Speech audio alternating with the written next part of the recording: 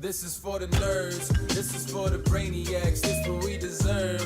Go ahead and play it back, you ain't gonna touch me, you not gonna do nothing, you are not above me, I bet you wish you was me, I know it, I know.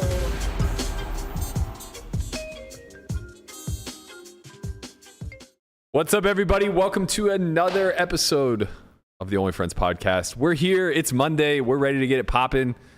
Shout out to my man Connie and the Tortoise Limit. You won a tournament this week? Two Wow, tournaments. you had to correct. I won two. Well, I mean, I'm not going to say I won one when I won two. That's right, man. Puff your fucking chest out before we tell everybody how much they were for. Yeah, they were, I think a total of $1,000. Okay, that's Hey, it's $1,000, man. $1,000. You know, I'm out there just grinding these small stakes. You know, working on my game, building the bankroll. I'll be ready for, WSOP 2023. The problem is that you gave your results in dollar amount instead of number of buy-ins, right? If you say I won 13 buy-ins, well, hell, I mean, this might have been, a $5 tournament. This could be like 200 buy-ins. Mm-hmm. It was a $20 tournament. Okay. They both were. Okay. Yeah. All right. Yeah. So, yeah, I mean, we're looking at... One was a $30 and one was a 20. Okay, so like 20 buy-ins you picked up. Yeah. Yeah, 20 buy-ins, guys. Damn. That's a lot. Yeah. A lot of buy-ins. Yeah. Are you going to bring him to Connie's game? A lot of ROI. You going to bring him to Connie's game? Bring those buy-ins over to your game? I might. This kid doesn't even have anything going yet. He's already fucking chilling. I know. You just wait, baby. You don't... This is not what this is for. Shout out my man Charlie in the chat. Hit us with a super chat. He said, nice hipster seltzer. Oh, man, it's right in the... Had somebody tell me that was in the shot. I honestly, I saw it like 5 minutes ago, and I meant to say something, and then it slipped my mind, and there it is. No, we're very specific about our product placement around here. Where's that sulfur wide bottle at? Yeah. Go ahead and head to the merch store, pick that right up. Look how beautiful that is. That's a good-looking bottle right there. I had an interesting weekend. Did you? Well... that's a bit of an exaggeration. Maybe a generous term. Christian's DR Mamacita back in the chat. Wow, how weird. Christian's DR Mamacita is in the chat, and Christian's nowhere to be found. Have they ever been in the room at the same time? I don't. Have we ever seen this? I'm starting to be sus, man. Maybe Chin is the actual. He is the Mamacita. Yeah. He always looks like he's typing over there when he's not in the chat. Yeah, he's. And he's watching the chat. He's our chat catfish. Yeah. That's what's going on here. Oh That'd my be God. some shit. We solved it. No word from Christian. He's vanished again. I'm hopeful that the tunnel he was digging did not collapse in on him. But he had El Chapo with him, so he's in good hands. I was meant to go to a bachelor party this weekend, and that didn't exactly go as planned. Yeah. Yeah, I'm not good with details. I'll be the first to admit it. I was telling Landon, we were like discussing how ridiculous everything that had occurred was on Saturday night while I'm in LA and the entire bachelor party's in Santa Barbara. And I was explaining to him, how ridiculous this is that I could be so dumb. And he's like, yeah, I mean, it's a once in a lifetime thing. I go, it's not. Once in a lifetime. With me, it's not. I was like, if I could explain to you how many times I've done something like this. So you flew into LA, right? Mm-hmm. Yeah. Okay, so you flew into LA, Burbank? No, LAX. LAX. Yeah. And then the bachelor party was in Santa Barbara, which is about 2.5 hour drive away, give or take? 2 hours, 90 minutes without traffic. Oh, well, there's always traffic. Well, not at 11 p.m. if you decide to really go for it. I want to know how you landed in LA. Okay. What was the alternative? The whole fucking Can you fly? time, Can you fly into Santa Barbara? I could have flown from Vegas to Santa Barbara. Yes. So that's what you should have did. Well, yeah, if I had, known what the fuck was going on. How do you? I'm not one for detail. Okay. Don't you have a personal assistant, right? Well, what am I going to do? Add her to the bachelor party chat? Probably should have. Actually. No, I mean, I think. Yeah, I just figured she should, she handles all your bookings and that kind of stuff. No? No. Because, here's the thing. So Jeremiah Williams, my apologies and congratulations at the same time, is getting married this fall. He's having his bachelor party in what I thought was LA and invited me maybe 2 weeks ago. And I was like, yeah, I'm in. You know, whatever, no big deal. Happy to come. Then my house sold like 4 or 5 days later, and I had 2 weeks to get out. And the last day to get out would have been Saturday, which was day one-ish of the bachelor party. Like, they were all getting in Friday night, Saturday, So you're Sunday. like, I'm not going to be able to do this. So I was like, look, at best, I'm going to be a game time decision. Right. But like, I'm probably like 30% to make it. That was on the back burner. Yeah. So now it's off my plate, right? Mm-hmm. Okay. Well, now a week ago, my house doesn't sell and they rescind the offer, right? So now basically I have 6 days to plan this bachelor party. Well, mind you, I've been in this chat this entire time, and you know how group chats go.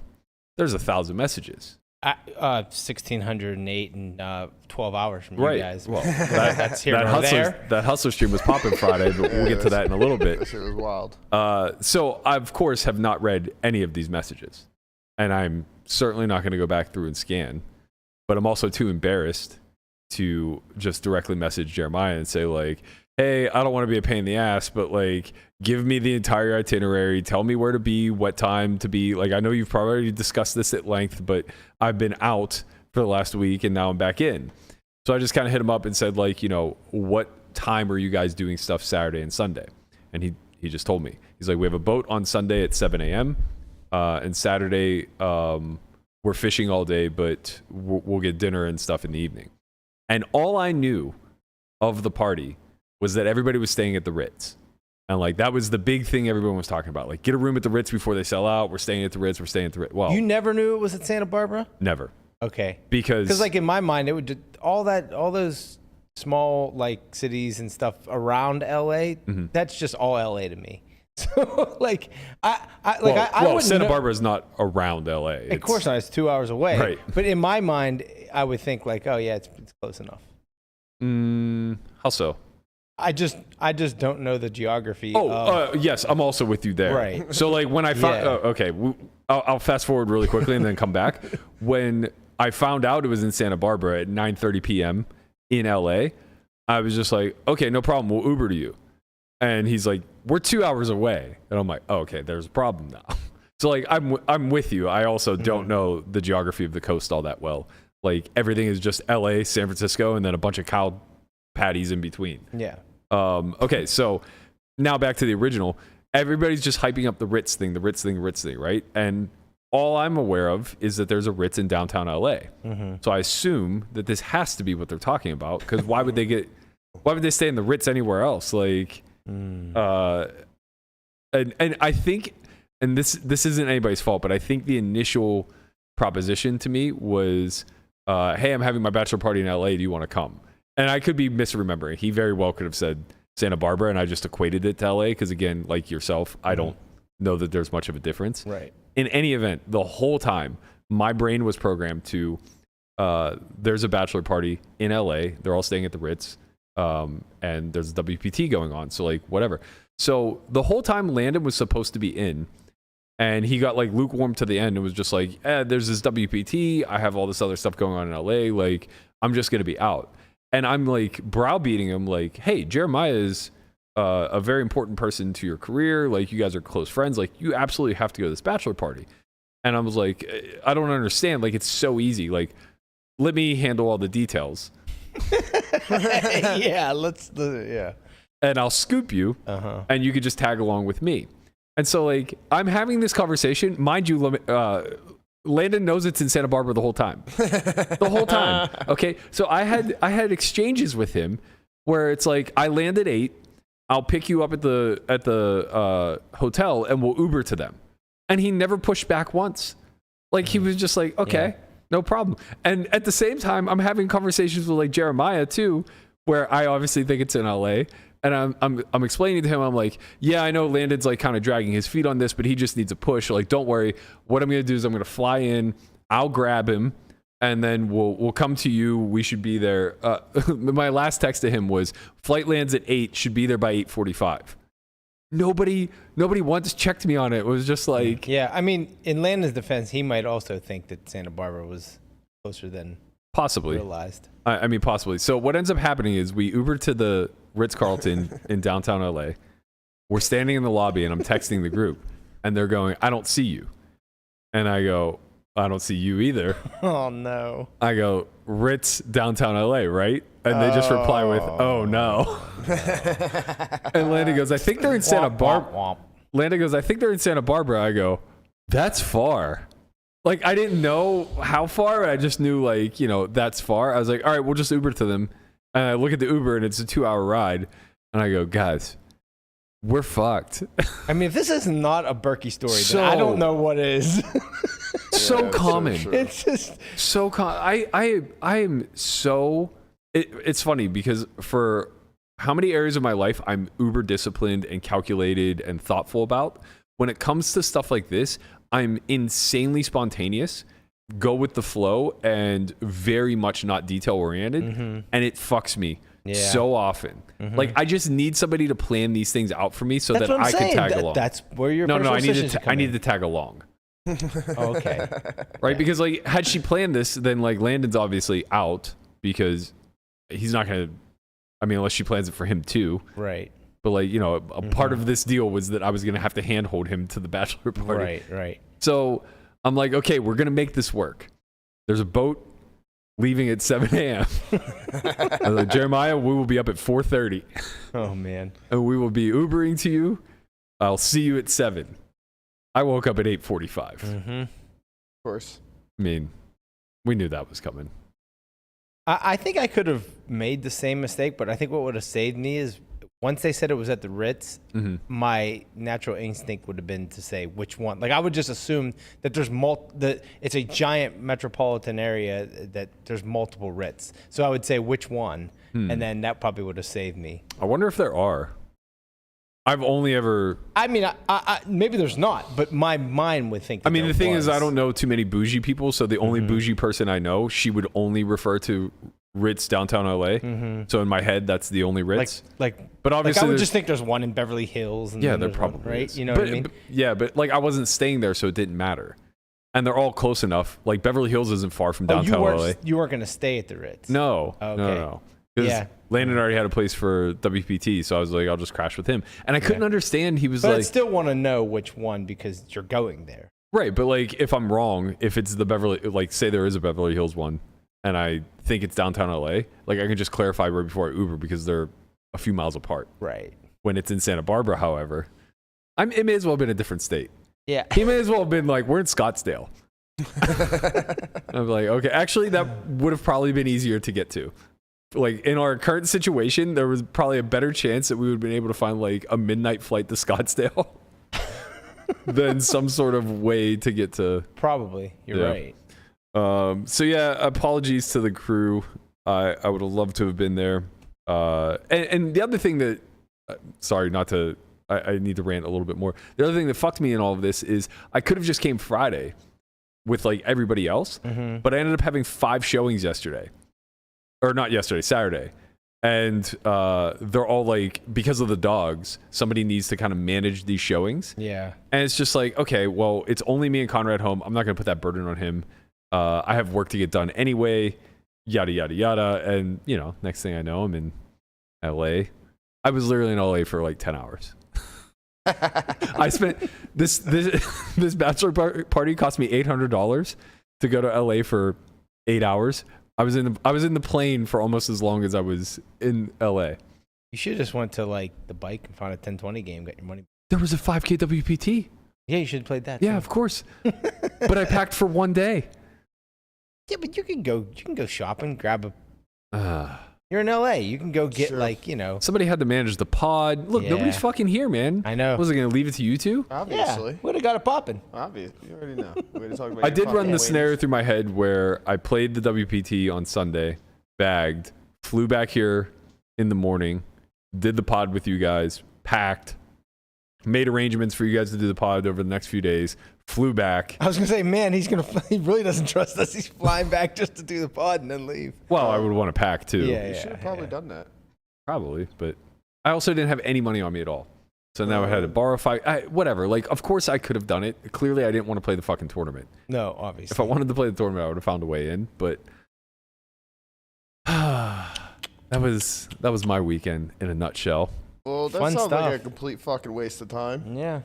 Yeah, and I punted yesterday off because of it. Like I got a good night's sleep. Obviously, I got a good night's sleep. I fucking slept in. I slept 3 hours past my alarm. Got a good night's sleep. It's an hour and a half travel time tops. And I got back and I was just like, I'm watching TV all fucking day.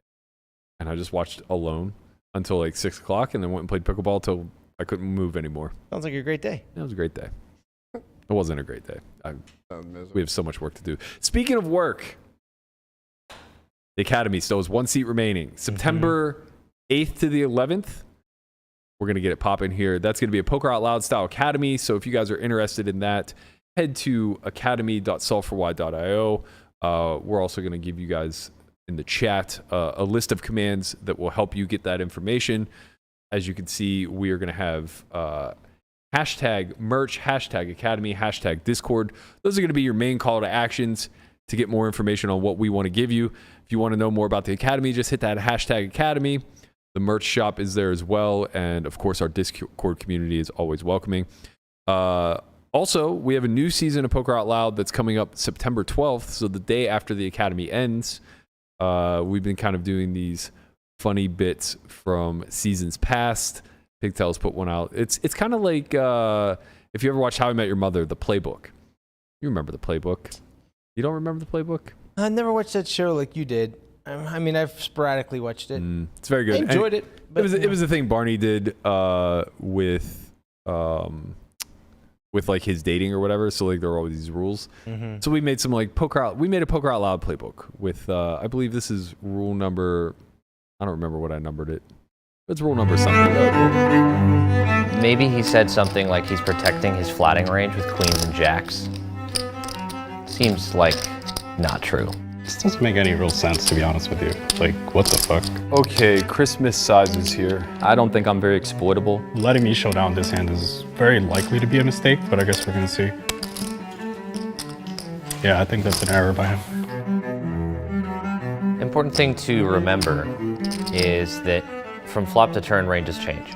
Pardon my French, but when we start to bet, he just gets to fuck with us. Overpair. Just pick a size and do your thing. He never has ace king. We have it all. So he's kind of fucked here. I'm so bad at the game. Pro tip, make sure to look at your opponent's stacks prior to sizing bets.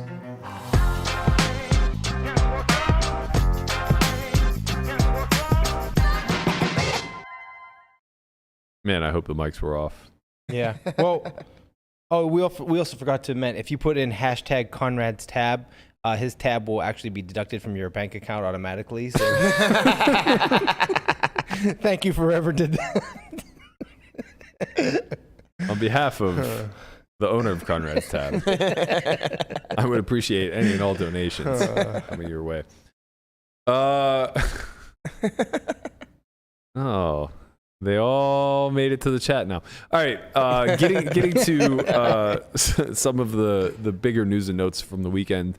I want to talk about this ACR thing. So it kind of broke as we were going live on Friday, and I decided to stick a pin in it till the weekend passed, mainly because I think it's a bigger discussion to be had. I think it got resolved relatively cleanly as far as things are concerned with them canceling the event. But just to give you guys a little bit of details of what happened, effectively ACR canceled a PKO. It was boss event number 56 and a $1.5 million guarantee. So I'm not sure how many flights it was, but they ran a few flights with a bunch of people moving on into day 2. And then 3 days prior to day 2 firing off, while there were still more flights to come, they decided to cancel it. Now, apparently this was because of some sort of technical issue on ACR's end, which they weren't able to fix. And we'll kind of discuss that a little bit moving forward. But to everybody who made day 2, effectively they were in the dark as far as like what was going to take place, as well as like why this tournament was canceled. And I think that there's a two-pronged conversation to have here. Number one, basically like how should these types of failures within the industry be handled by said entity? Like what degree of communication do they owe the community? and then what's the best way for them to package it.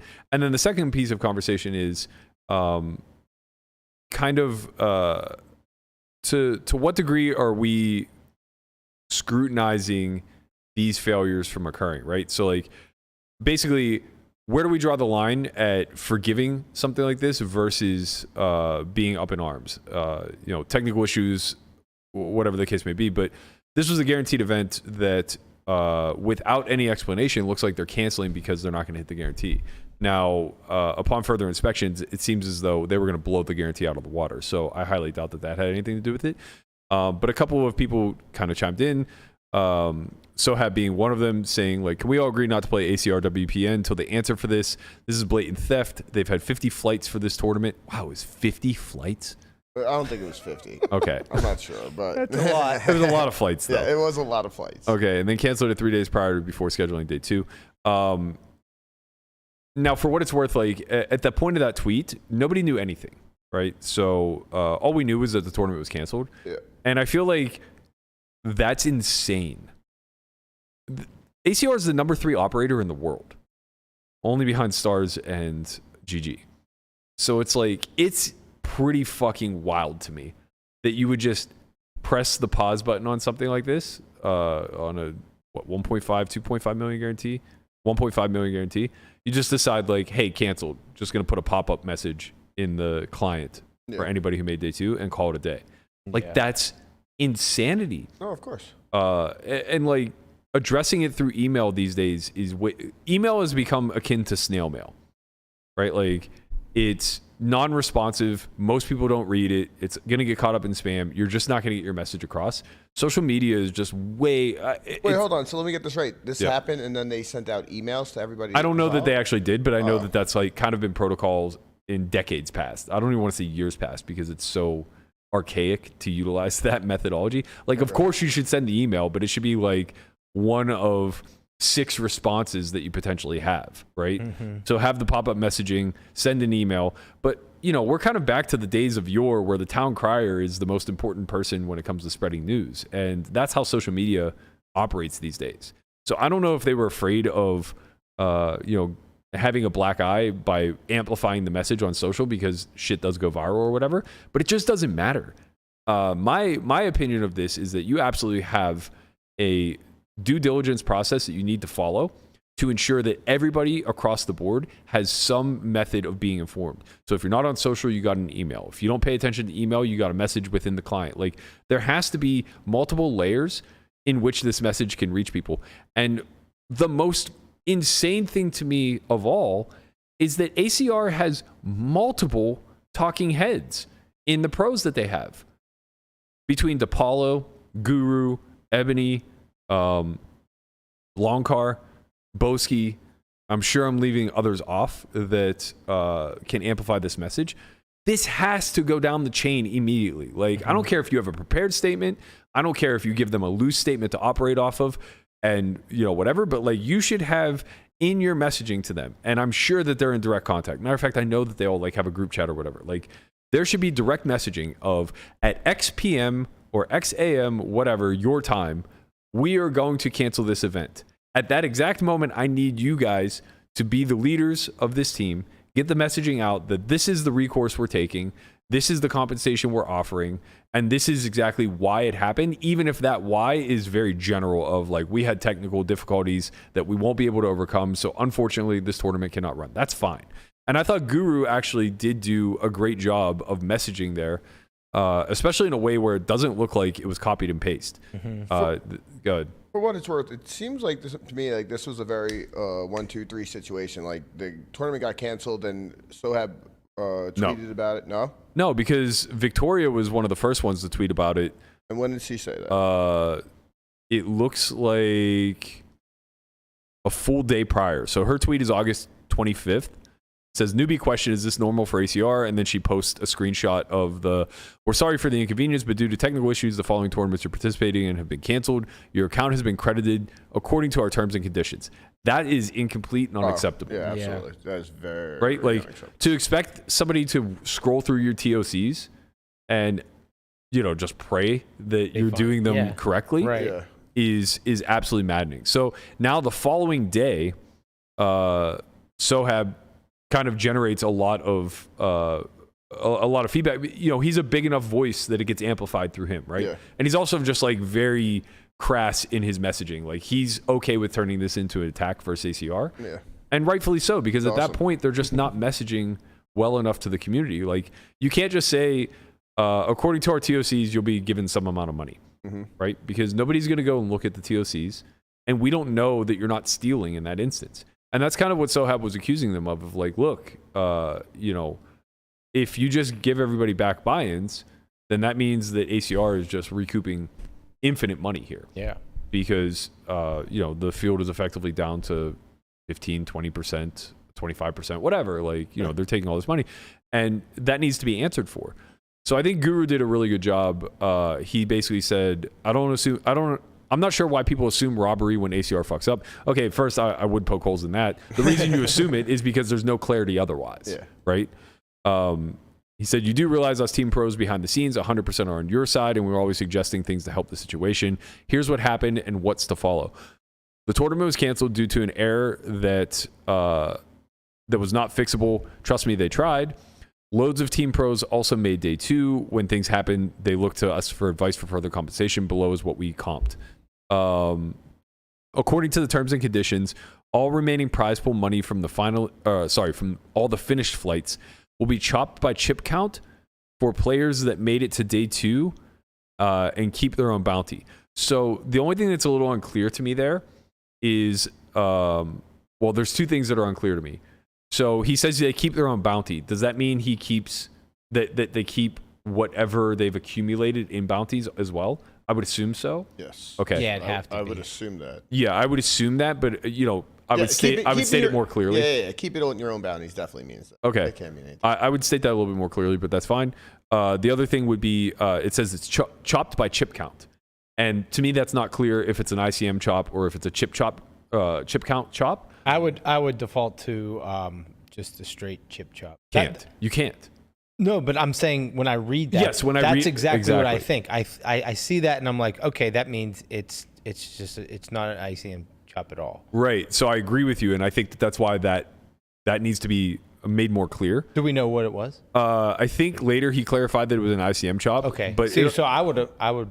Yeah, that wouldn't have been clear to me at all. Right, and I think that that's important to get right, because now if you're the chip leader of the event and you get half as much as you were expecting because you have 5% of the chips in play, so you're expecting 5% of the remaining prize pool. Like obviously that's not okay. So yeah, I think it's very important to explain that it's an ICM chip chop or sorry, an ICM chop, and what goes into that calculation.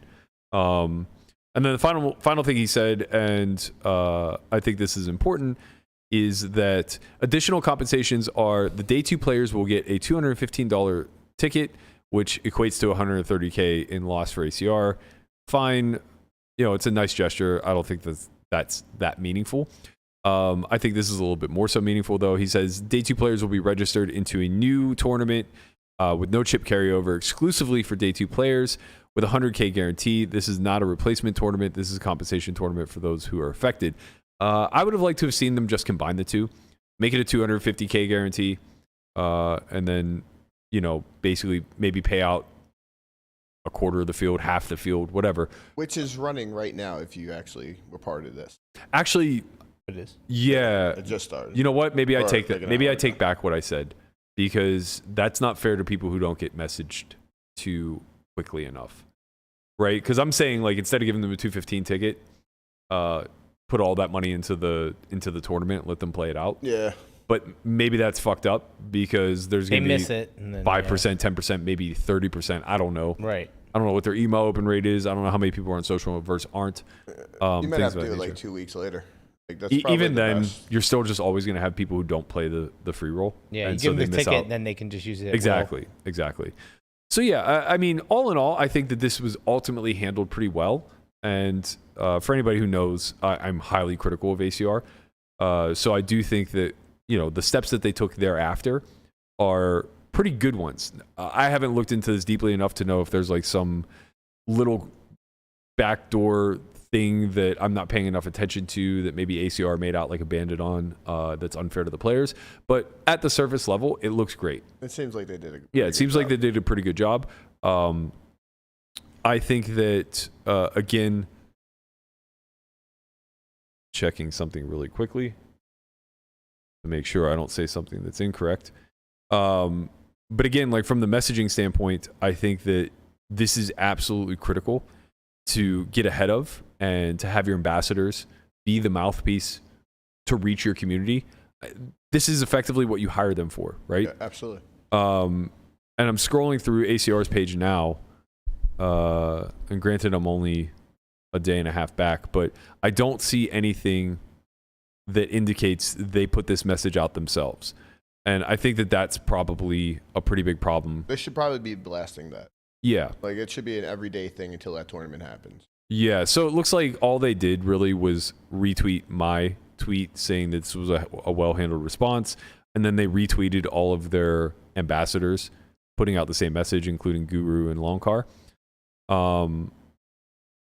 I don't think that that's very fair, though, because there's just going to be a lot of people who solely follow the ACR account and nobody else, or like none of the ambassadors or whatever. So I if you're going to market, if you're going to utilize a channel such as Twitter as a marketing feed, then it should also be utilized as a transparency feed, right? Like, this is where you go to apologize. This is where you highlight the things that you're doing for retribution. This is where you kind of take one on the chin and say, like, look, it's more important to us that we get the message out to our community than it is to save face. Mm-hmm. And I don't necessarily see that. So, like, if I do have one criticism, I would say that that's still lacking. And that's all that really matters in these spots, because on the surface level, what the community should take this as, just looking at it happening, is another MGM situation. Or not MGM situation. Another hustler situation where they just flat out cancel a guarantee once the tournament's already started, right? And that's obviously super shitty. Well, at least ACR went about it the right way. Seems like Hustler did not. Well, there's two things taking place. One, it doesn't seem like ACR canceled for guarantee purposes, which Hustler clearly did. Yeah. And two, I would argue that they both handled it the same. They both waited to message to the community until after there was massive backlash. Okay, maybe, yes. I mean, but in like the making up to the community part. I mean, they kind of did the exact same things. What did they do? Hustler did the same thing, right? They let the day two players play it out for the current prize pool as it was, and then they took like 100,000 of additional benefits, and they promised 50,000 to go to a future tournament. And then another, I think they added, it worked out that they added like 50K to the day two players tournament. Okay, I didn't know that. Right? So effectively, it's the exact same. They basically gave the equivalent of a buy-in back to everybody who made day two, which is very similar to what ACR did by giving the 215 ticket. And then they're guaranteeing that they're going to put another 50K towards a future tournament, which will then add value to basically everybody who played the event should they choose to return. Okay. Did you see something about something happening on Ignition, like a tournament canceling? Somebody messaged me about it, but I have no idea what they were talking about. I wonder if it was a day two type thing. I'm not sure if Ignition even has. Yeah, I'm not sure. Yeah, I'm also not certain. If anybody in the chat knows anything about that, let me know. I mean, Landon would probably know. He's on the slot side. Yeah, right. He's in the slots department. He doesn't do anything about poker. No, that's true. So we didn't talk to him about fucking buffaloes on Buffalo or something like that. We'll hit up Landon. We need a fucking high what do you call that? High limit slot fucking run from Landon. We're deserved that as people. Yeah. Like, we need to watch him miserable hitting the button for like 5 hours. Mm-hmm. Miserable. You ever been in the fucking blue zone, man? There's nothing miserable about it. What's the blue zone? When you just get like hypnotized by the slot, like the gamification of the slot. I've never even like had a degen moment at a slot machine. Well, yeah. Well, get started. You'll never leave. Look at Brian. He's like, It's a love science, slots. bro. Yeah, let's get right in there. No, I'm a video poker guy. Did you ever I don't play like slots. Slots are too hard to win. No. Video poker, you're at least gonna get all your money back. What was No, the only slots I ever messed around with was we used to go to Niagara Falls.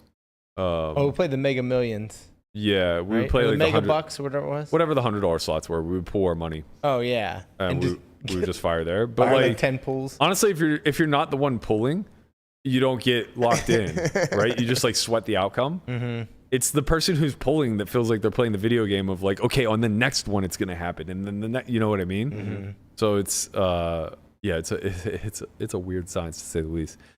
But yeah, in any event, I do think that well, I think the bigger conversation to be had that I was kind of alluding to earlier is that this stuff is going to continue to happen. Yeah, of course. Right. So, I guess first and foremost, like, and I don't know the answer to this, but this strikes me as something that doesn't really happen on the bigger sites like GG and Stars. I don't recall any instances of this type of stuff happening, at least not to a degree where they didn't message it perfectly right out of the gate. Mm-hmm. Do they just have better in servers and stuff, I assume? Well, like, I'm sure Stars has the best of the best. I mean, as far as like the top three go, ACR obviously has the biggest issues when it comes to crashing and maintenance, whatever. ACR is down a lot, and I'm saying a lot relative to GG and Stars, not a lot relative to all of online poker. Yeah, of course. I'm sure it's not down necessarily more than a lot of the other smaller sites. But as far as like American-facing software, ACR for sure has some of the most problems. The regulated sites are almost never, if ever, down. I feel like this has happened like years ago on like either Full Tilt or Star. Like I feel like I'm being in a situation where the tournament got canceled and they had to divvy it all out. Yeah. Like, the chips all out. So I mean, I'm sure it has happened. It's for sure happened. It's all about response, I think, in my opinion. Yeah. And I think that this is a good opportunity to just basically have two things happen. Number one, make the operator incredibly aware how much we value messaging and transparency. And then number two, make the consumer insanely aware of what the TOCs are in these particular instances, so that you have some level of expectation. It's like a protocol, right? It's just like, yeah. just have like, okay, well, if this happens, then this is the response. Right, and assumedly the TOCs cover that, but who's reading the TOC? Right. Like, who's doing that? So it's, yeah. But the answer is somebody should, right? Like, there should be one lawyer with a passion for poker who's gone through ACR's TOCs and has a short list of like, these are the things that you should be hyper aware of how they could fuck you. And these are the things that you should expect in situations where you feel like you might be able to get fucked, but they actually are taking care of you, right? Do we know exactly why the tournament went down? No, they just said technical issues that were beyond repair. So it could have been anything really on their end. It sounded like from some of the conversations being had on Twitter that they made a call of either this one or was it the 630 yesterday? 2.5 mil. Yeah. So they basically had to make a decision of which one to sacrifice. Oh, that's weird. But maybe not, though, because in my opinion, if that were the case, then you just sacrifice the one that hasn't started yet. No. They were both running simultaneously. Oh, okay. They had multiple flights throughout the month or whatever the fuck they. Okay. Yeah. So I don't know if that's actually accurate or not, but like that was kind of some of the commentary that was being passed along on Twitter. Oh no, DePaula's in the chat. Yep. Tell us, DePaula. Tell us. He said everything was accurate. He said everything was accurate so far, and then he said, "Well, that's disappointing. He'll come on tomorrow." Okay. Because he loves to talk to you, and he loves being on the pod. You know what? I could use a day off. Let's have you on, Ryan. Yeah, Ryan. It's just me and you. We're gonna talk about Berkey tomorrow. Yeah, let's go ahead and do it, man. But yeah, I do think that like. Look, online poker is not going anywhere in the near future. My prospects of it long term aren't all that high, but in any event, like we're going to continue to play, and ACR is one of the few major sites available to the U.S. So I do think that this is pretty critical that we scrutinize them heavily, at least on these scenarios where we have some level of understanding and control. Like, we don't know what the fuck's going on at the security level, so it's difficult to just say, like, oh, that site's infested with bots. Like, prove it, right? I'm not saying it is or it isn't. I'm just saying, like, prove it. Like, the proof is on you now as the consumer to kind of, like, demonstrate that these accusations are even remotely true.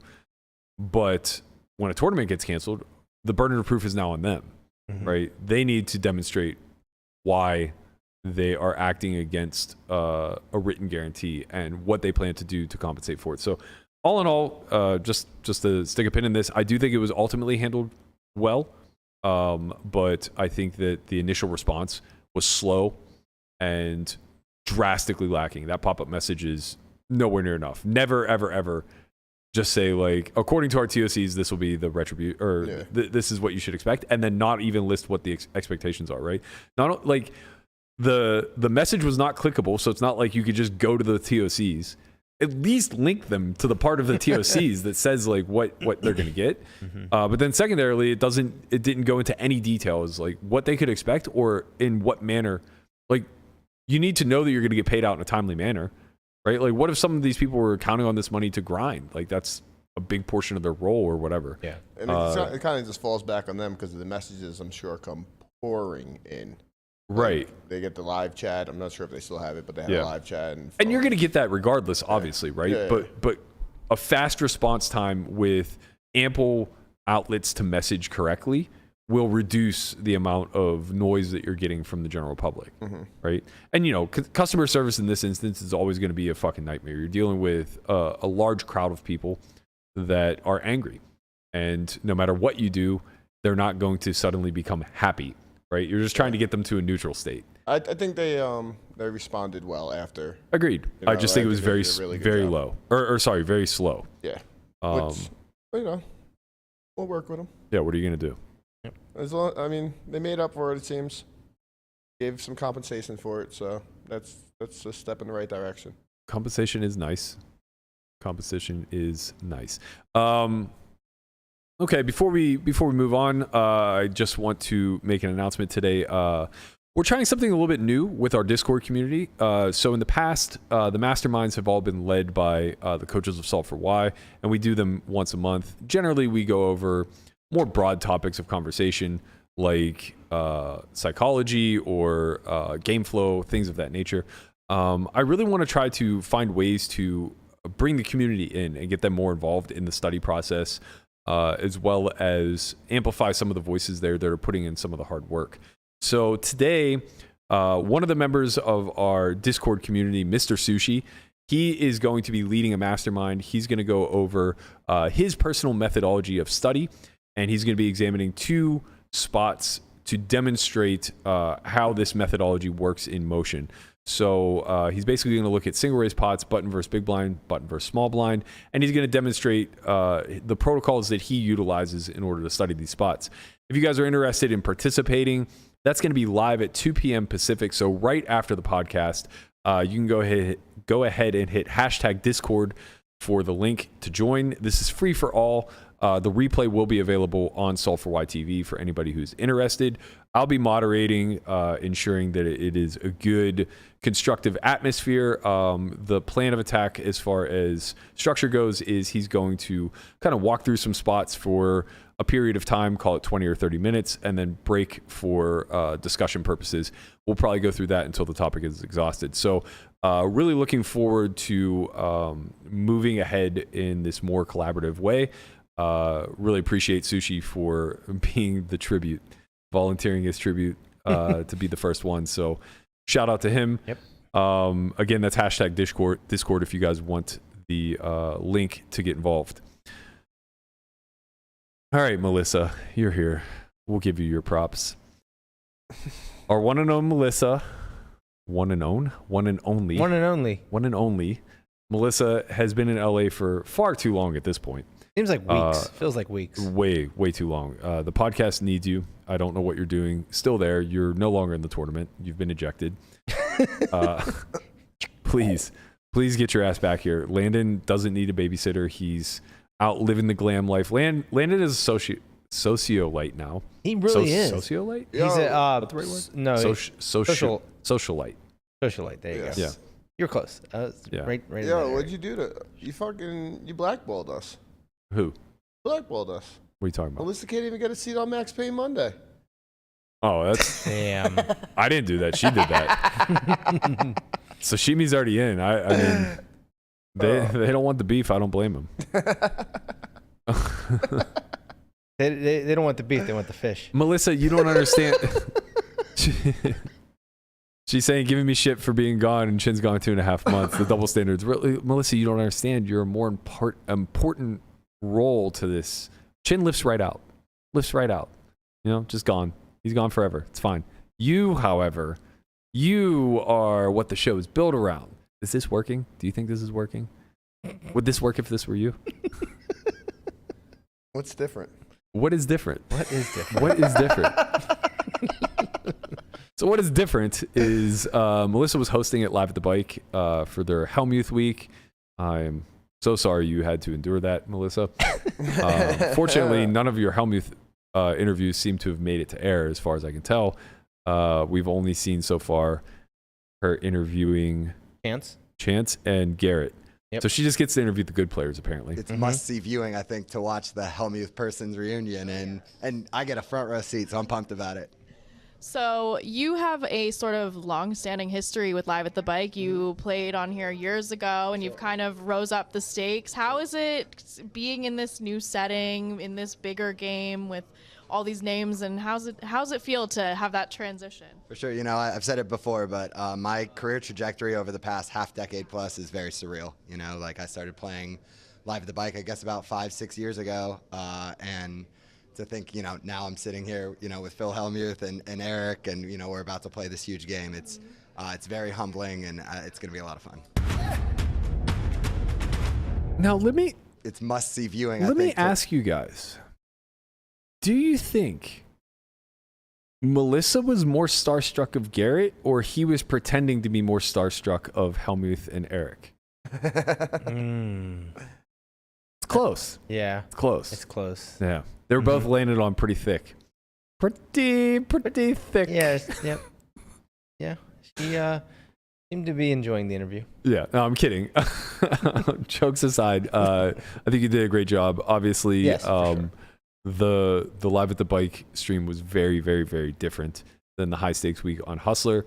It was largely unwatchable for me the first 2 days, watching Hellmuth sit there with 19 big blinds and pretend like people should give a shit. I was kind of glued to it on Friday, though. You're not the only one. It was fucking awesome. Yeah, so, there were a few reasons. One, Hustler hadn't started yet, which is very sharp by Bike. Two, they brought in Platt and Maria for commentary, and I greatly enjoyed both of their interactions with both the game and the chat. But most importantly, I think that it was... I don't know, man. I don't know what it was. I think it was... I wanted to see how absurd Hellmuth was willing to get around his peer. Like, how much was he willing to embarrass himself in front of people that he considers to be peers of the game, like Eric, Garrett. I'm trying to think. Oh, Eli was in the game, right? So Alezra buys it for $50K, goes broke and quits. Garrett is sitting with like $500 million. Casino Eric buys in for like $500 million. Eric Hicks buys in for 6 figures. So also, I can't believe I left out Bill Klein. Bill Klein buys it for $100K. Everybody's sitting deep. Everyone. And Hellmuth at one point in time actually had $1,000. He had $2,400 in front of him after he more than doubled up in a hand. They were playing 100, 200, sometimes 400, 800.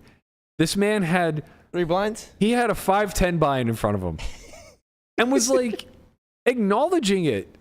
And like, I honestly, it was he was under contract to do it. It doesn't matter, man. We can say whatever we want. He can sit there with $100, $200. The man won $30,000 somehow. Who fucking cares? That's literally no money.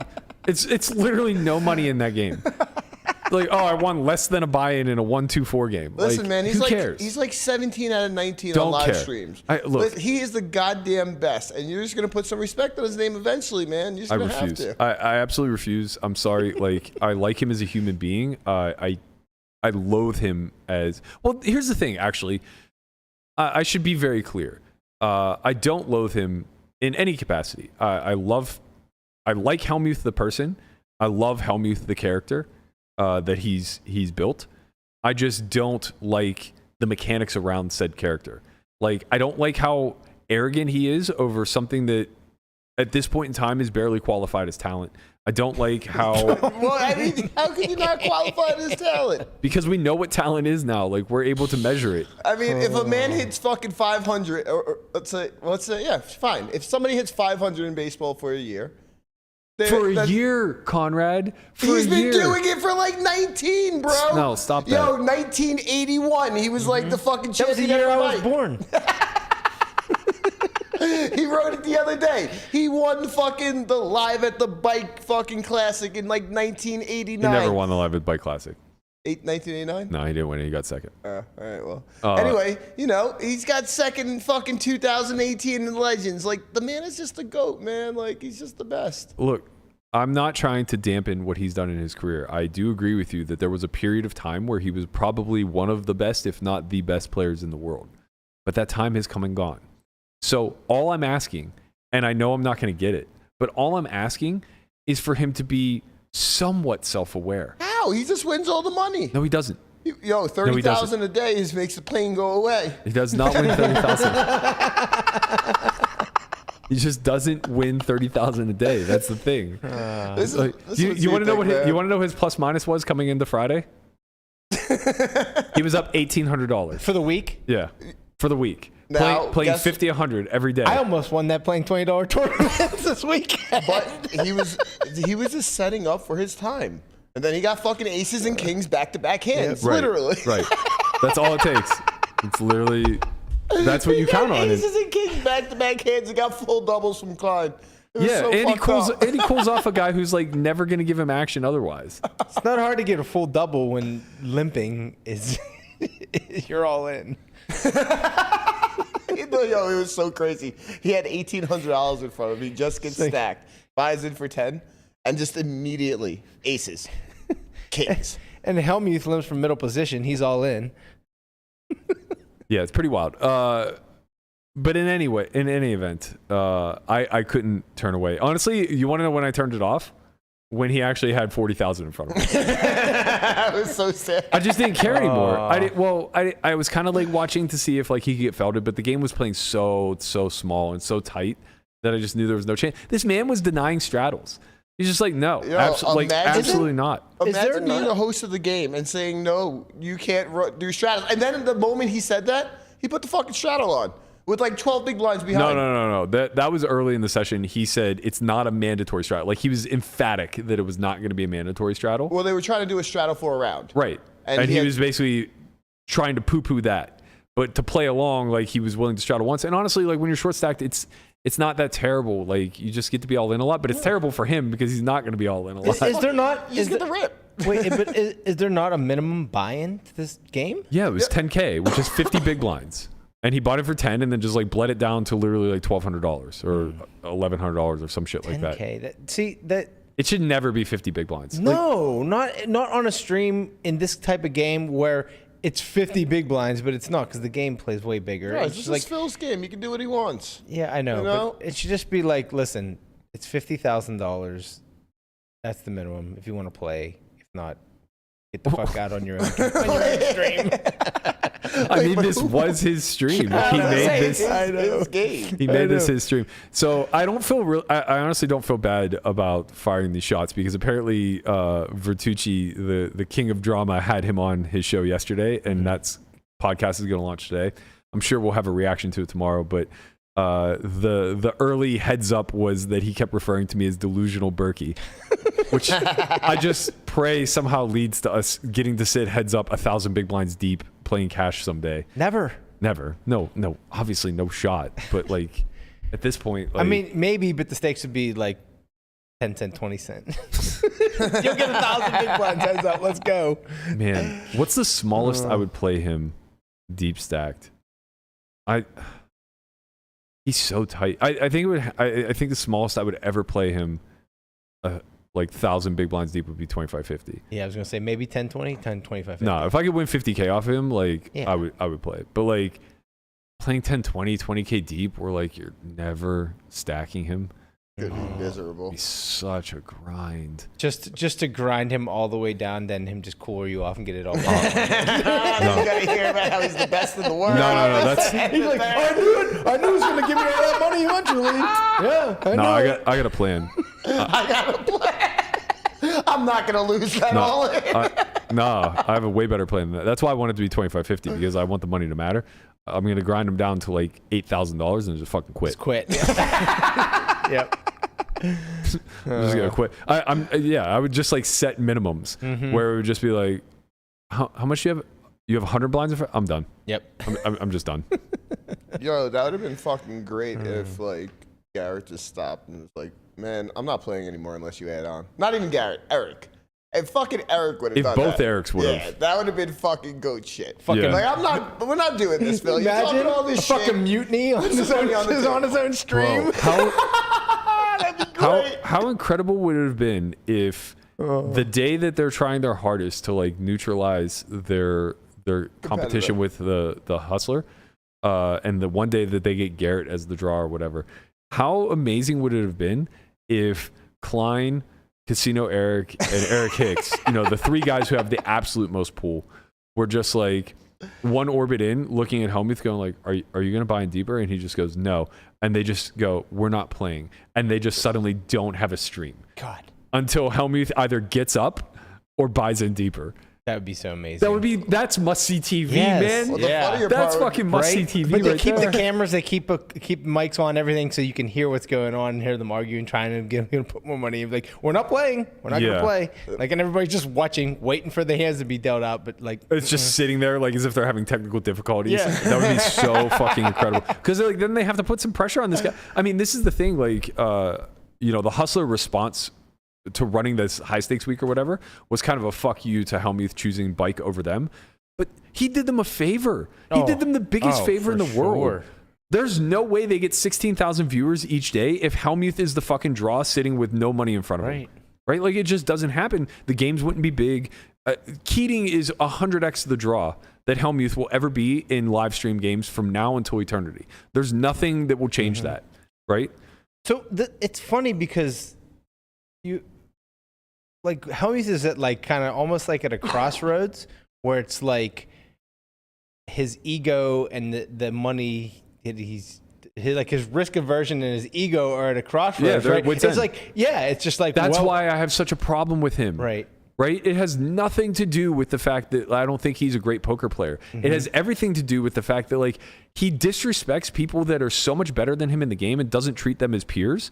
And at the same token, has this like weird, unabashed ego about him in a situation where he's completely unwilling to put his money where his mouth is. But his ego has to be damaged after this week. The problem what do you mean? He won 35,000. Spurs needs to go and he won 35,000. No, I don't mean money wise. I mean the viewership, right? No. He looks at like he's getting crushed. He obviously he knew that was going to be the case going in. He was positive. He knew that. Like, he's leaning into the fact that Live at the Bike is meant to be on TV. And he thinks that a television audience is much more powerful. So he thinks it doesn't matter about the viewership on YouTube. Right. He's going to get those viewers back on TV. Correct. Well, to him, it's more prestigious. Listen, you just said he doesn't respect peers that are better than him in the game. The problem is there is nobody better than this man in the game, So like, who the fuck is going to show respect to? And he's just the Don Juan. He's the white magic. Hey, he is the goddamn It's nice to see Chin got out of the tunnel. Fucking Phil. Welcome back, Chin. Welcome back, Chin. I don't know why. Someone had to play that role. Yeah, I don't get it. Chin's not here, so I really don't get it. But what do you mean you don't get it? The man just wins. Like, he does just win. He just wins. He like, really we say does all just this win. shit, but he's like had like every time he's just on the stream. All right, guys, I'm just gonna leave. Do you think the greatest poker player in the world is winning 90% of his sessions or 60% of his sessions? Listen, I ain't got time to answer all this shit. All I know is Phil. Guapo, mute his mic.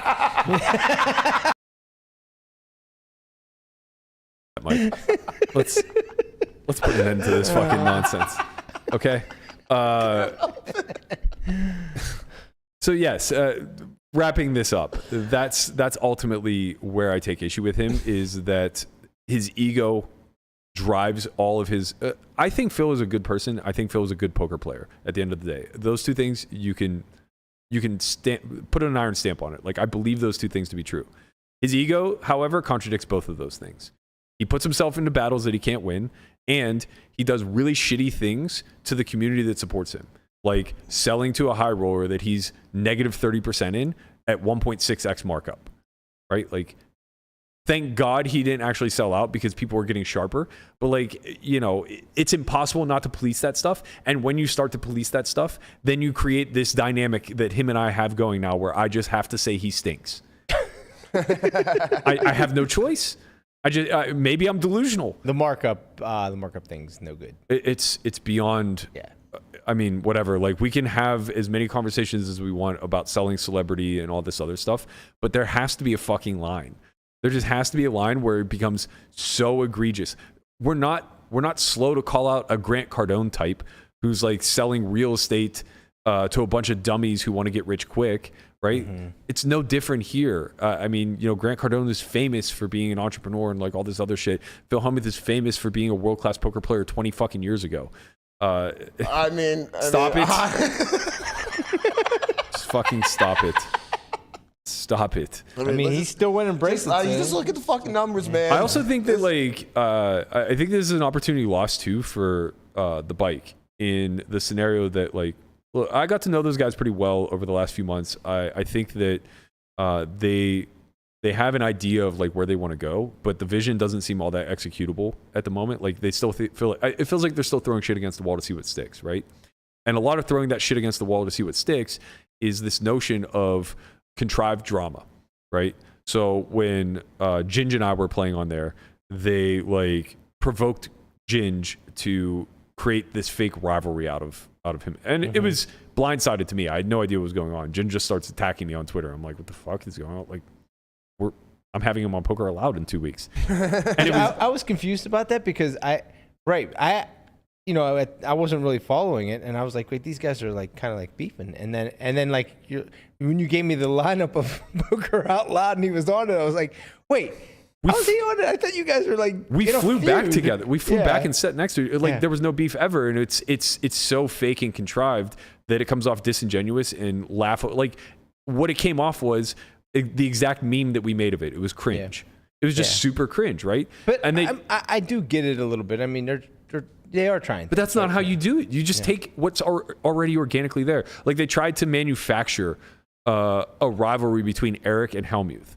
And they tried to like get Eric's goat by asking him really hard leading questions or like inflammatory leading questions like, how's it feel to be down almost $1 million this week, and that kind of stuff. Like, get him riled up in hopes that he'll come back and attack Hellmuth. He's not going to do that because there's nothing at stake. Hellmuth has $1,200 fucking dollars in front of him. Casino Eric can't be bothered to talk shit on this guy whenever he has a killer to his left who's sitting $500 million deep, and 3 other guys at the table that he has to worry about that are all sitting 400, 500, 600 big blinds effective themselves, right? Like, he even mentioned it early in the game. He goes, this game is terrible because if you get stuck 100K, you don't get out. And that's exactly what happened to him, right? So he's miserable as the guy who wants to be splashing it up, who wants to be the biggest character, who wants to be the loudest voice, the one who is putting Phil Hellmuth on the defense verbally, right? The one who maybe could get into a sparring match with Garrett if the dynamic is set up accordingly. But that can never happen when there's a guy sitting there nursing 12 big blinds that's just disruptive to the whole environment, right? And then on top of that... You say disruptive because he's just so goddamn good at the game. Conrad, please. Like, if you're going to interrupt me, have a fucking point, man. The point is, the man is the GOAT, man. I'm sorry. I just gotta keep giving to you. I gotta let you know. It's super insufferable. And then, like, on top of that, the aspect of like organic rivalries that already exist. I've been talking shit on Hellmuth for 6 months. I've played Live at the Bike 20 times. Like, what were you doing on Wednesday that was so important that you couldn't have me on there to just tell him he stinks to his face? Hellmuth doesn't want that, though, right? Because this is, again, that conflict between ego and actual results. The last thing he actually wants to deal with is having his ego challenged and then proven incorrect. Yeah. He doesn't actually want to be in competitive environments where he stands not only to risk financially, but more importantly to risk at the ego level, right? And so, of course, we're just going to continue to talk about it. But like at the end of the day, he'll never quote unquote be put in his place because he's just going to constantly be the guy who's sitting on 12 big blinds in a game full of content creators and streamers that are passing around $500,000 between each other, right? He's just constantly going to be the guy who is projecting out to the world that he's going to be a billionaire before he's 60, but is afraid to risk more than a 5-10 bankroll in massively large live stream games, right? So, you know, I keep putting the focus on Phil, but it's really not. It's on us as a community for constantly thinking that he's the draw, right? If he were ever the Hulk Hogan of this thing, he's not anymore, right? Like he's fallen off, and Hulk Hogan's probably not the best example because his career arc looks a lot closer to like Negreanu, where you just can't get rid of the guy. He'll always be that popular, right? And there are certain wrestlers like that. But there are others that just like age out that you never really hear about again. And he's clinging so hard and desperately to that level of relevance. And we just keep feeding the fucking lion, right? We just keep stoking the fires and provoking him more and more and more to let his ego completely outrun his ability to take on risk. And that's fine if we weren't spinning the narrative. Everything Conrad's doing is exactly what the community as a whole is doing, where Phil takes on absolutely no risk and sees like a very small upside to it. So he wins, 12 big blinds in a fucking massive game and then writes it on a giant chalkboard for the world to see that not only did he have another win in a row, but it's X thousands of dollars, not recognizing that you're playing in a fucking game that's effectively 2, 4, 8, 16, 32. Right? Like he won 50K in that streamer's game, I think. Maybe he lost 50K. I don't know. But anyway, even if he wins 50K in that game, it's like the biggest winners were somewhere between like $300,000 and $500,000. Yeah. The average win was like $180,000. Like you won 15 big blinds, man. Like they were straddling up to 3K. Beast was straddling 10K dark, like Sleeper straddling all over the place. You have to add the context. And the problem is that we're so fucking starving for characters to emerge and for new storylines to be built that we just can't get rid of the past. We just won't let it die, right? And we're all so bored with it. It's so tiresome, and it's why Live at the Bike lost this week, because Hellmuth is not the fucking draw. That's not exactly why. I don't want to frame it as though like Hustler didn't do things well. I mean, they were losing no matter what. Correct. And they also did hit exactly what we called it to be what an accomplishment. It was 4,000 views, although it was before Hustler started. Correct. They did hit that number. Yes, so correct. It's just like, but it's probably an accomplishment. But in a hypothetical world, and I don't even think this could have been pulled off, but in a hypothetical world, if Live at the Bike is able to get 5 straight days of 200, 400 plus, with Keating leading the way, and Hustler tries to counter by having Phil Hellmuth on with a bunch of schlubs who buy in for 50 big blinds, don't we think those numbers are going to get a hell of a lot closer? Yeah, absolutely. Right? Not even close. It's probably going to be a very fair split, if not even slightly leaning in Live at the Bike's favor. Especially if they got Jeff and Maria in the booth, or people that are... Yeah, I mean, draws. Whatever. The whole point is that like Hellmuth is just not that draw, right? Yeah. And if you put the onus strictly on that, in a competitive environment, not where there's nothing else going on. If there's literally nothing else fucking streaming and we have Phil Hellmuth week, yeah, it's going to do well. But so is Rampage week. So is, Influencer week. Like all of these things will draw eyeballs when there's a dead time, right? But if we have a competitive week pinned against one another and you're solely relying on Hellmuth, the man, the myth, the legend, you are not going to win.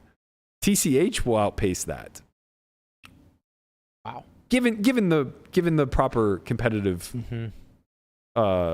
field, like giving, or maybe not TCH, but like Lodge. If Polk put together a big game that included him and pitted it against Hellmuth week, he'd win. Where the lineup with Hellmuth was what it was on Live at the Bike, he would win. Nobody wants to see Chance, Hellmuth, and 4 people who are not gambling. Ain't that the truth? Talking about Texas, shout out to my boy Seti. What happened with Seti? There's 3 left in Tulsa, and he's playing for a ring. Oh, $185K in a ring. So, but how much money? Huh? How much money? 185. It's all about the ring, man. No, it's not. That's not. You're just trying to get into that free roll next WSOP. That's all. Ooh. Oh no! I said Hellmuth was trying to be a billionaire before he's 60, and Ingram goes, "He is 60."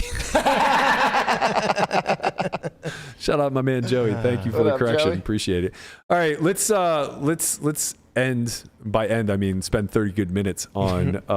Actually, I can't be here that long. I have to be ready for the mastermind. So let's spend 20 good minutes on all of the wonderful things that Hustler did right on Friday, because I have to tell you, They fucking crushed. bro. It was so good. I watched so many hours of poker. They legit broke the internet. They broke YouTube. I watched so many hours. So this is crazy. I went back and checked my past live streams because I thought that I'd crossed this mark before. But apparently YouTube has a 12-hour streaming limit. I had no idea. That's why they did break it up into 2. Yeah, but wait, aren't there like 24/7? Maybe it's YouTube Music that's different, but aren't there 24/7 like lo-fi channels that just have music playing? Yeah, nonstop. I'm pretty sure there is. Mm-hmm. And those are live streams with like chat and everything. Didn't Andre and not for YouTube. Oh, okay. It's Twitch. But yeah, like the Run It Up stream. Oh yeah, maybe that's why they have the limit, is so that people don't generate those never-ending clips streams. Mm-hmm. Where at least it forces it. So what you can do is you can, and for the record, I'll give you guys a piece of free advice there, Nick, Feldman, whatever. But if ever you think there's even a small chance that you'll go over the 12 hours, what you can do is you can already set up a secondary stream. And in your first stream, when you're setting it up, you can have it kick to a stream. So it'll just kick to the next stream and carry your audience over. Oh, so they won't even have to like right. click. So it's like it's effectively like a raid, but you can raid your own channel, right? So if you just create like sickest live stream of all time, part 1, and then sickest live stream of all time, part 2, and then set up part 1 to kick to part 2, what will end up happening is after that 12-hour mark ends, you end the stream and it'll immediately just take you to the next one.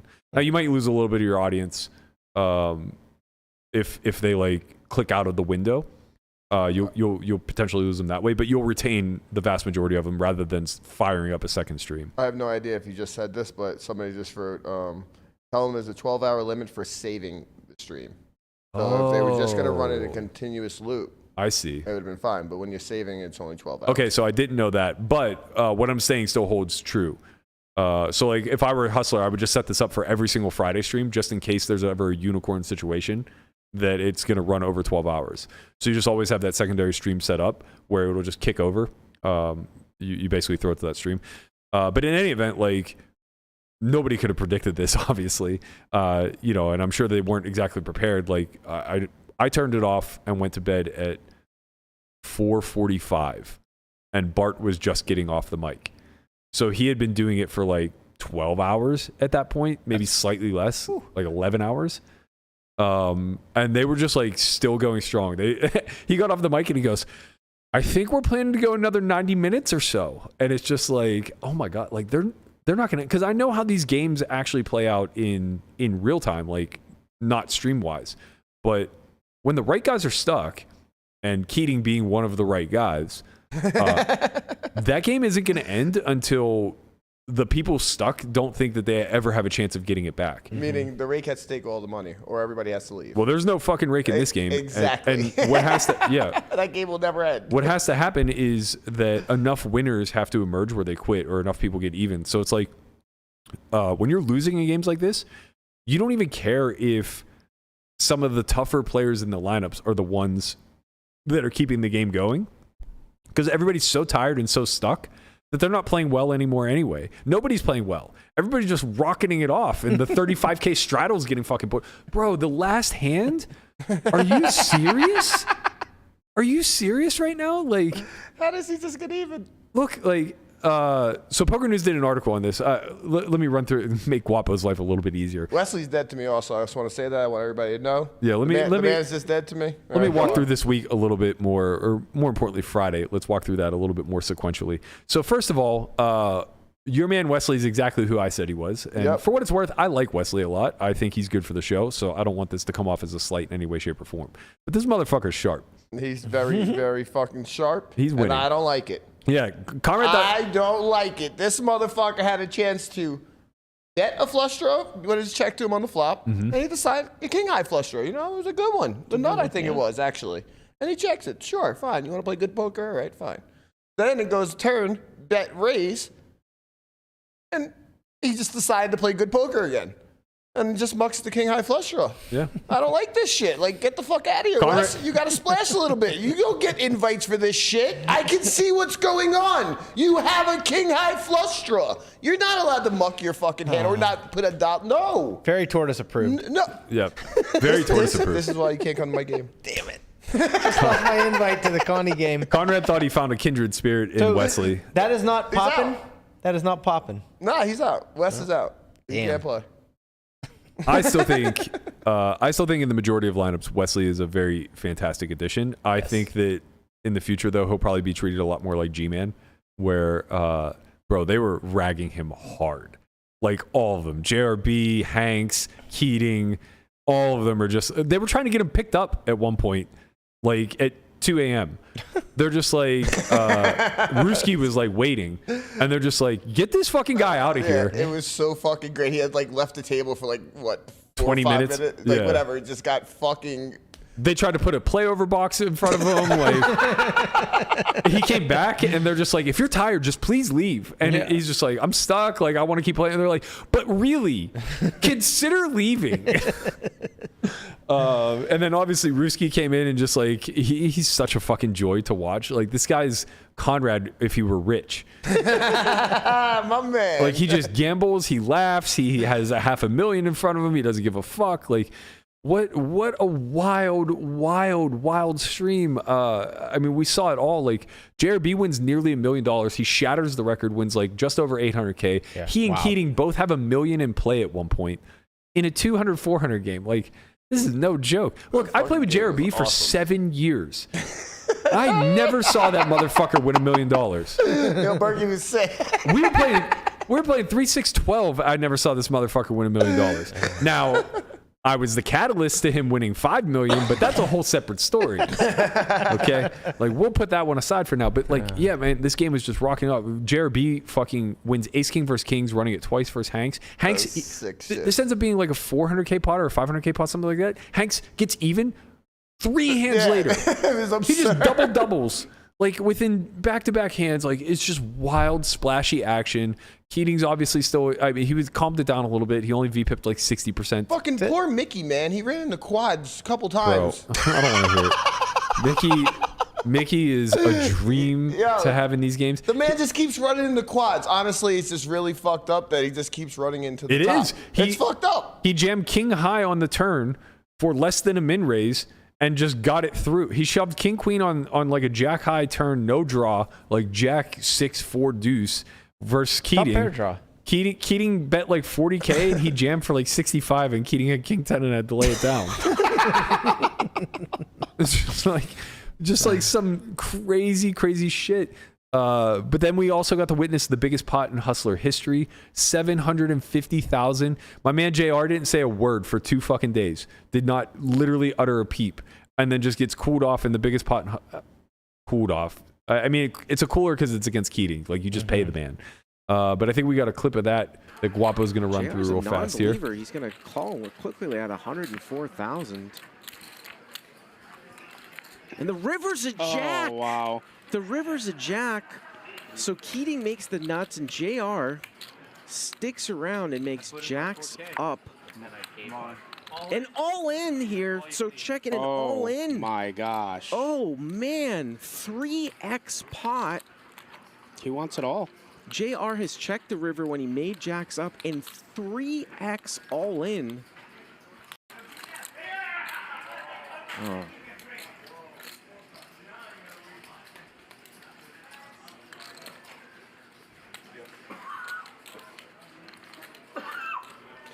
I mean, he's got only about 50K in this pot, right, Bart? And he makes the call. He makes the call. Wow. 700. And just like that. And 49,000. Oh my gosh. Bart, I think that's I fucking love this hand I think so that much. is in our time here. Nice hand. Thank you. And a nice hand. I got to tell you, Pat on the table. I understand why he called. Just like that. I understand. I get it. Those are payoffs I'd no longer make. Like, that's the trick to being Keating, is that you give enough loose action that when you find yourself in a situation where literally you only have nuts, you just 3x pot it. You 3x pot it and you get called. Well, it was also on the other flip side of that. JR wasn't playing many hands until later on in the night. It feels like midnight. He just, started playing. But like, it was just like, all right, if he has a hand, he's just gonna call. Like, if he just has a 2-pair combo or anything like that, he's just gonna call a 3x pot. So well, I mean, the big thing is there is like having 2 pairs kind of somewhat insignificant in the sense that like Keating never has a set or like basically Keating has a straight. Yeah. Either has King 10, 10, 9 or air, but like he never has air. I just don't think we're finding it. Like, I think air for him probably just bets pot because he just knows he gets called too often. Yeah. This makes a smaller size. Anyway, so fucking entertaining. We see the biggest pot in Hustler history. The game then rolls on for another like 8 hours somehow. Like, how was that not the climax of the night? At that point, JRB quit. Like, he quits probably 45 minutes thereafter, which, by the way, was at like 1:30. Yeah. Right? And it's like the guy just took $1 million out of the game.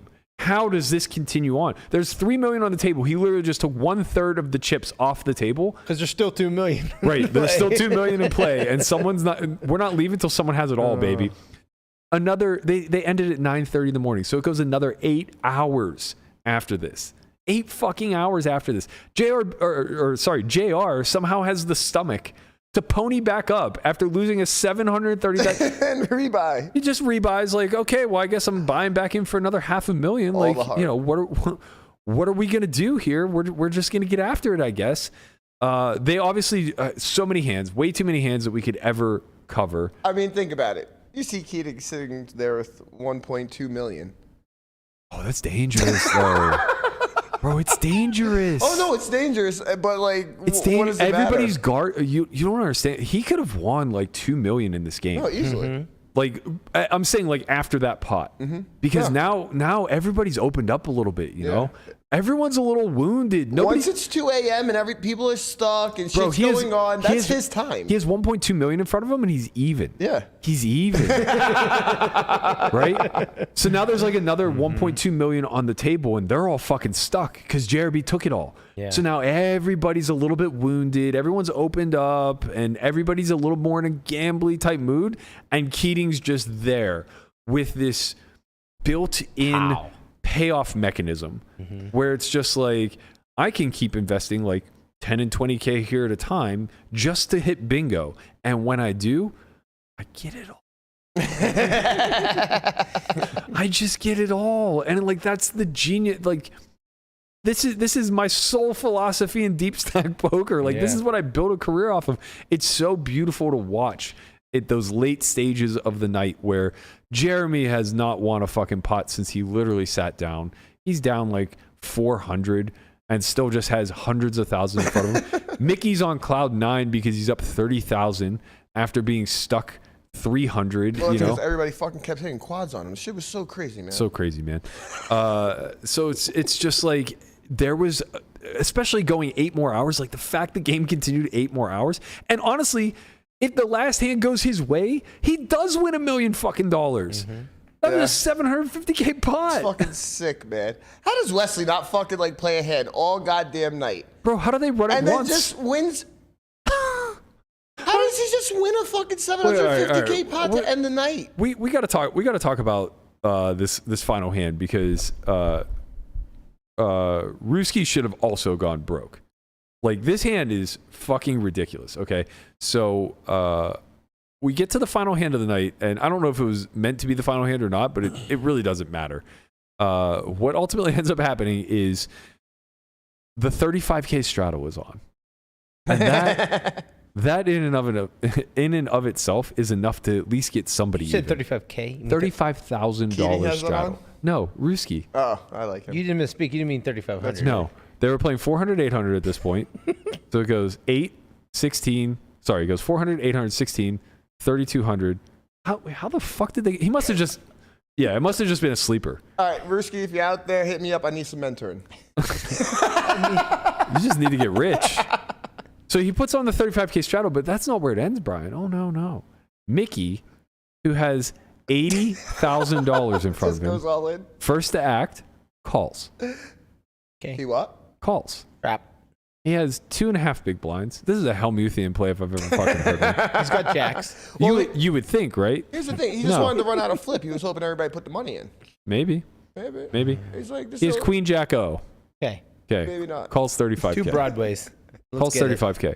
Keating, the mad fucking scientist here. Aces. What? He makes it 85K. Comes down to Wesley. He has like $250,000. Tenths. God. Rip it and rip it, baby. We're all in, obviously. Landon then shows up to do sideline reporting. He's there in the towel, ready to let it all hang out for this final pot of the night. Landon lost his clothes. Landon's just trying to work up a buy-in. He lost his shirt. He heard Melissa was doing sideline reporting, and he had the one-upper, so he showed up to the streets. So now he's all in. Ruski, ace queen of spades, in the straddle. He has like 600-700 in front of him, which is now 20 big blinds, and all of this dead money. And Keating was the first aggressor. What do you do? Grip it and rip it? Yeah, you're all in, right? But it's 700,000. Doesn't matter. There's just digits now. No, it matters, man. Bro, it matters. The next hand, if they play it, is going to be 400, 800. Yeah, it's okay. Is it though? Nah, it's just you look. How many opportunities are you going to have to just He get calls. it in? Keating then with aces, all in. Of course. I would just call. Would you? Yeah, maybe not. First of all, time out. It's Keating. No, you're right. And the action's on Keating. Like, it just all the money just goes in. There's so People much just dead don't money. fold. Mickey's not folding, so that's already dead money in there. Well, Mickey had already called off. Oh, sorry. So you're like, no, you're right. Get the action. You're right. Everything's a shove. Because obviously he really should just always be trapping. Like, he really shouldn't have very many folds there. Mm-hmm. And the ones that he does fold, it's not like you get to trap those post. Yeah. You just don't want to make an exploitative fold with like tens or jacks or something like that. But anyway, shoves. Ruski folds. Has to. Ace queen, no good anymore. Can't be good. But like, it's 400 to win millions. He's literally getting 4 to 1. It's like 400 to win he's getting like 3 to 1. It's like 400 to win like 1.2. So he's getting the right price if he thinks Keating ever has ace king. Yeah. And he's getting better than the right price if he ever has pairs that he has aren't kings too. Kings as well. Yeah. So he's getting better than the right price if he ever has pairs that aren't aces. Right. It's only a good fold if he has aces. Right. But he had aces. Keating just fucking found it, man. If Keating just has like jacks there, I don't know if he ever has jacks there, but like he should. Hell yeah, he has jacks there. There you go. It's the last hand of the night. And it's a layup. But also like he should but shouldn't, because like I think that whole Ruski should just have range. Yes. So he should have like kings and aces and I things think to snap your that dick whole off with. shouldn't thing goes out the window. Yeah, and it's the who last knows? hand It's of the night. 9:30 in the There's a morning. 35K straddle. Like, there is no fucking like using your. There is nothing that. There definitely is not a lot of strategy It's for the 35K honestly just straddle. a hand that's going all in when Mickey just calls with fucking 80K. Anyway, he finds the miracle fold. So now Keating's in a pretty dream spot. He has aces versus queen jack off versus tens for a 750K pot. How does he fucking Door card, do it, man? 10 of diamonds. It makes me so sick. What does Wesley do? Wins. So now Wesley. They ran it once? They ran it once. Scoops, putting him up 100,000 for the day, plus 500K from the day before. He ends up winning 600 for the 2 days combined. JRB, $818,000 win. Plus he won a little north of 200 the day before for just over $1 million in 2 days. Not so broke living. Daily rate. Not so broke. Not so broke living. JRB finds a way to get it done. Just like one of the most remarkable days of high stakes poker that honestly, like I know the streamer game was more important to our community as a whole due to the fact that the outside audiences collectively came in, and it was a little bit more degenerate in the sense that, a lot of those guys didn't know what the fuck was going on. Yeah. And then also there was the Hellmuth controversy where he was kind of indirectly scumming versus not Ludwig, was it? Was it Ludwig? I don't remember. It doesn't really matter, but against one of the streamers, he kind of like had that inadvertent scum situation. So, you know, when it's all said and done, like that was very important to the poker landscape because of what it represented. But that's my alarm. It's time to go. I was about to say. But that game on Friday will be difficult to replicate. This is probably the best game ever.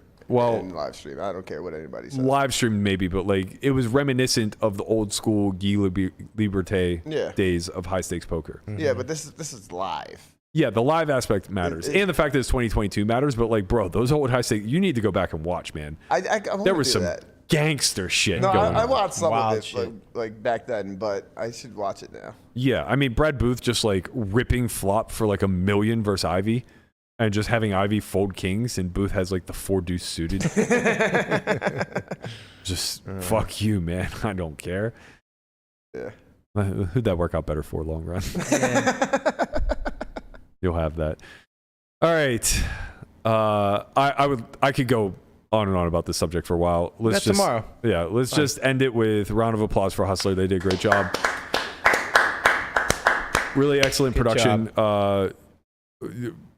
Hey, give a like, everyone. We got 800 people. Give a like to on our stream for Hustler. Yeah, do that. Give us a like if you like the Hustler. Yo, what stream, the fuck is this? 57 likes? Yeah, 57 likes. We're not fucking coming back tomorrow. 800. We got 800 people.